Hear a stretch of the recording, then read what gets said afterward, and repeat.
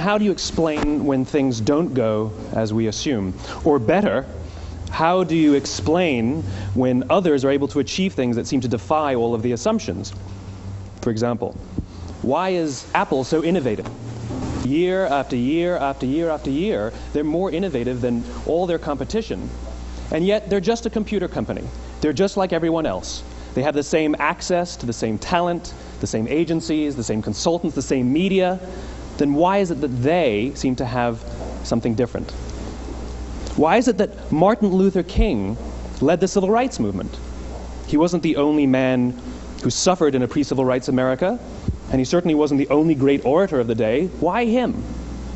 And why is it that the Wright brothers were able to figure out controlled powered manned flight when there were certainly other teams who were better qualified, better funded, and they didn't achieve powered manned flight, and the Wright brothers beat them to it? There's something else at play here. About 3.5 years ago, I made a discovery, and this discovery profoundly changed my view on how I thought the world worked, and it even profoundly changed the way in which I operate in it. As it turns out, there's a pattern. As it turns out, all the great and inspiring leaders and organizations in the world, whether it's Apple or Martin Luther King or the Wright brothers, they all think, act, and communicate the exact same way, and it's the complete opposite to everyone else. All I did was codify it. And it's probably the world's simplest idea. I call it the golden circle.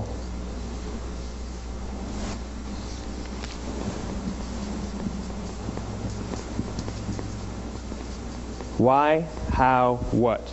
This little idea explains why some organizations and some leaders are able to inspire where others aren't. Let me define the terms really quickly. Every single person, every single organization on the planet knows what they do, 100%. Some know how they do it, whether you call it your differentiating value proposition or your proprietary process or your USP. But very, very few people or organizations know why they do what they do. And by why, I don't mean to make a profit.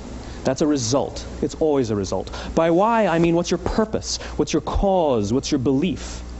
Why does your organization exist? Why do you get out of bed in the morning? And why should anyone care? Well, as a result, the way we think, the way we act, the way we communicate is from the outside in. It's obvious. We go from the clearest thing to the fuzziest thing. But the inspired leaders and the inspired organizations, regardless of their size, regardless of their industry, all think, act, and communicate from the inside out. Let me give you an example. I use Apple because they're easy to understand and everybody gets it. If Apple were like everyone else, a marketing message from them might sound like this. We make great computers. They're beautifully designed, simple to use, and user-friendly. Want to buy one? Meh. And that's how most of us communicate. That's how most marketing is done, that's how most sales is done, and that's how most of us communicate interpersonally. We say what we do, we say how we're different or how we're better, and we expect some sort of behavior, a purchase, a vote, something like that. Here's our new law firm. We have the best lawyers with the biggest clients. We have, we always perform for our clients, do business with us. Here's our new car. It gets great gas mileage. It has, leather seats. Buy our car. But it's uninspiring. Here's how Apple actually communicates. Everything we do, we believe in challenging the status quo. We believe in thinking differently. The way we challenge the status quo is by making our products beautifully designed, simple to use, and user-friendly. We just happen to make great computers. Want to buy one? Totally different, right? You ready to buy a computer from me? All I did was reverse the order of the information. What it proves to us is that people don't buy what you do, people buy why you do it. People don't buy what you do, they buy why you do it. This explains why every single person in this room is perfectly comfortable buying a computer from Apple. But we're also perfectly comfortable buying an MP3 player from Apple, or a phone from Apple, or a DVR from Apple. But as I said before, Apple's just a computer company. There's nothing that distinguishes them structurally from any of their competitors. Their competitors are all equally qualified to make all of these products. In fact, they tried. A few years ago, Gateway came out with flat-screen TVs. They're eminently qualified to make flat-screen TVs. They've been making flat-screen monitors for years. Nobody bought one.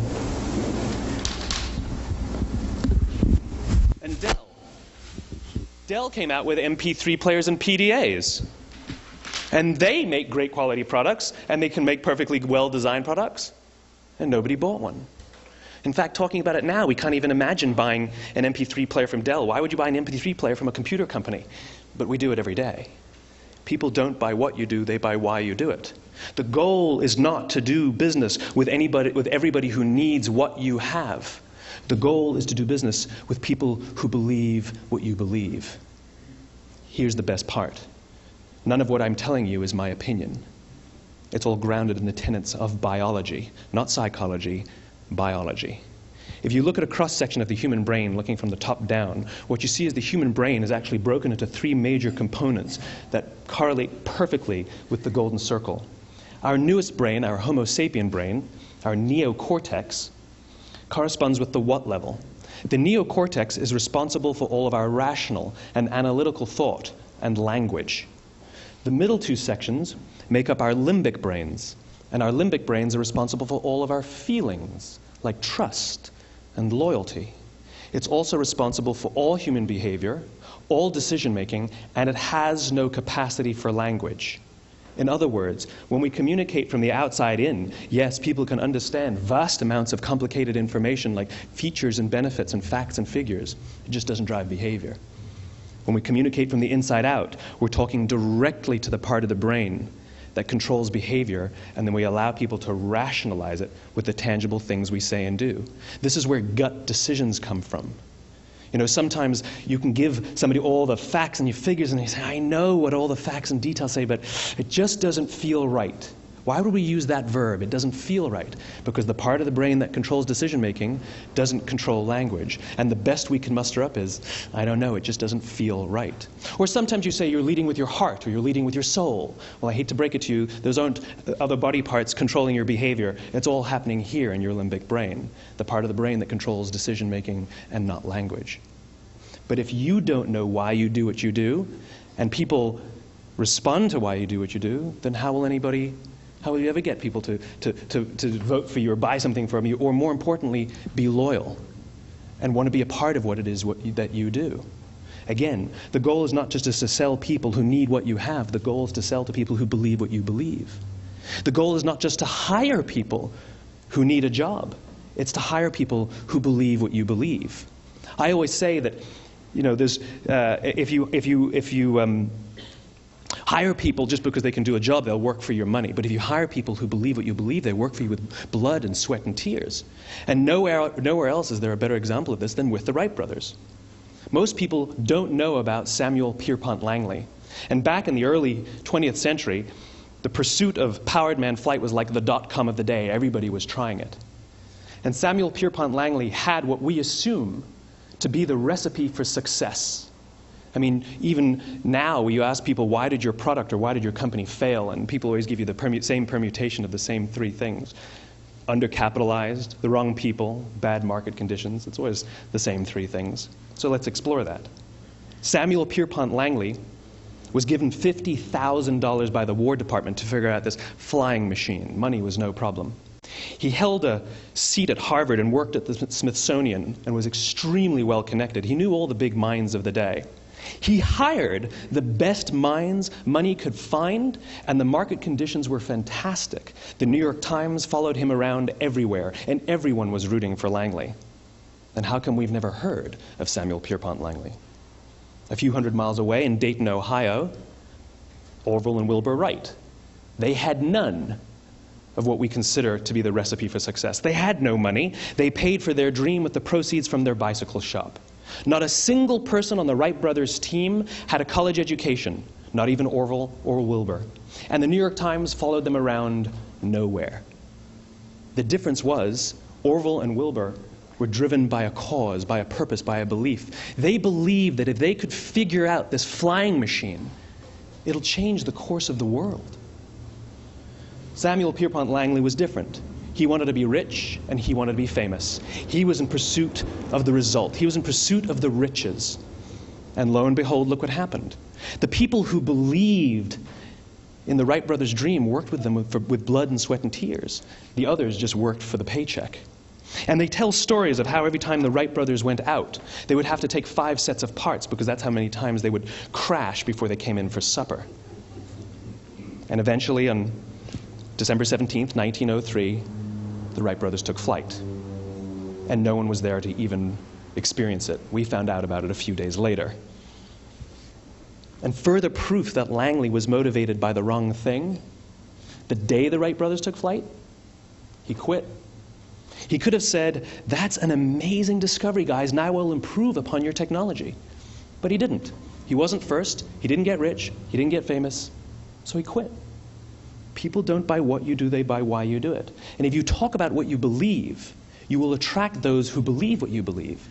Well, why is it important to attract those who believe what you believe? Something called the law of diffusion of innovation. And if you don't know the law, you definitely know the terminology. The first 2.5% of our population are our innovators. The next 13.5% of our population are our early adopters. The next 34% are your early majority, your late majority, and your laggards. The only reason these people buy touch-tone phones is because you can't buy rotary phones anymore. We all sit at various places at various times on the scale, but what the law of diffusion of innovation tells us is that if you want mass market success or mass market acceptance of an idea, you cannot have it until you achieve this tipping point between 15 and 18% market penetration, and then the system tips. And I love asking businesses, what's your conversion on new business? And they love to tell you, oh, it's about 10%, proudly. Well, you can trip over 10% of the customers. We all have about 10% who just get it. That's how we describe them, right? That's like that gut feeling, oh, they just get it. The problem is, how do you find the ones that just get it before you're doing business with them versus the ones who don't get it? So it's this here, this little gap, that you have to close, as Geoffrey Moore calls it, crossing the chasm. Because you see, the early majority will not try something until someone else has tried it first. And these guys, the innovators and the early adopters, they're comfortable making those gut decisions. They're more comfortable making those intuitive decisions that are driven by what they believe about the world, and not just what product is available. These are the people who stood online for 6 hours to buy an iPhone when they first came out, when you could have just walked into the store the next week and bought one off the shelf. These are the people who spent $40,000 on flat-screen TVs when they first came out, even though the technology was substandard. And by the way, they didn't do it because the technology was so great. They did it for themselves. It's because they wanted to be first. People don't buy what you do, they buy why you do it. And what you do simply proves what you believe. In fact, people will do the things that prove what they believe. The reason that person bought the iPhone in the first 6 hours, or stood in line for 6 hours, was because of what they believed about the world and how they wanted everybody to see them. They were first. People don't buy what you do, they buy why you do it. So let me give you a famous example, a famous failure and a famous success of the law of diffusion of innovation. First, the famous failure. It's a commercial example. As we said before a second ago, the recipe for success is money and the right people and the right marketing conditions, right? You should have success then. Look at TiVo. From the time TiVo came out about 8 or 9 years ago to this current day, they are the single highest quality product on the market. Hands down, there is no dispute. They were extremely well funded. Market conditions were fantastic. I mean, we use TiVo as a verb. I TiVo stuff on my piece of junk Time Warner DVR all the time. But TiVo is a commercial failure. They've never made money. And when they went IPO, their stock was at about $30 or $40 and then plummeted, and it's never traded above 10. In fact, I don't think it's even traded above 6, except for a couple of little spikes. Because you see, when TiVo launched their product, they told us all what they had. They said, we have a product that pauses live TV, skips commercials, rewinds live TV, and memorizes your viewing habits without you even asking. And the cynical majority said, we don't believe you, we don't need it, we don't like it, you're scaring us. What if they had said, if you're the kind of person who likes to have total control over every aspect of your life, boy, do we have a product for you. It pauses live TV, skips commercials, memorizes your viewing habits, etc., etc. People don't buy what you do, they buy why you do it, and what you do simply serves as the proof of what you believe. Now let me give you a successful example of the law of diffusion of innovation. In the summer of 1963, 250,000 people showed up on the Mall in Washington to hear Dr. King speak. They sent out no invitations, and there was no website to check the date. How do you do that? Well, Dr. King wasn't the only man in America who was a great orator. He wasn't the only man in America who suffered in a pre-civil rights America. In fact, some of his ideas were bad. But he had a gift. He didn't go around telling people what needed to change in America. He went around and told people what he believed. I believe, I believe, I believe, he told people. And people who believed what he believed took his cause and they made it their own, and they told people. And some of those people created structures to get the word out to even more people. And lo and behold, 250,000 people showed up on the right day, on the right time, to hear him speak. How many of them showed up for him? 0. They showed up for themselves. It's what they believed about America that got them to travel on a bus for 8 hours to stand in the sun in Washington in the middle of August. It's what they believed, and it wasn't about black versus white. 25% of the audience was white. Dr. King believed that there are two types of laws in this world, those that are made by a higher authority and those that are made by man. And not until all the laws that are made by man are consistent with the laws that are made by the higher authority will we live in a just world. It just so happens that the civil rights movement was the perfect thing to help him bring his cause to life. We followed him not for him, but for ourselves. And by the way, he gave the I have a dream speech, not the I have a plan speech.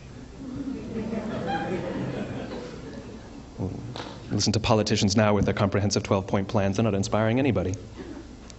Because there are leaders and there are those who lead. Leaders hold a position of power or authority, but those who lead inspire us. Whether they're individuals or organizations, we follow those who lead not because we have to, but because we want to. We follow those who lead not for them, but for ourselves. And it's those who start with why that have the ability to inspire those around them or find others who inspire them. Thank you very much.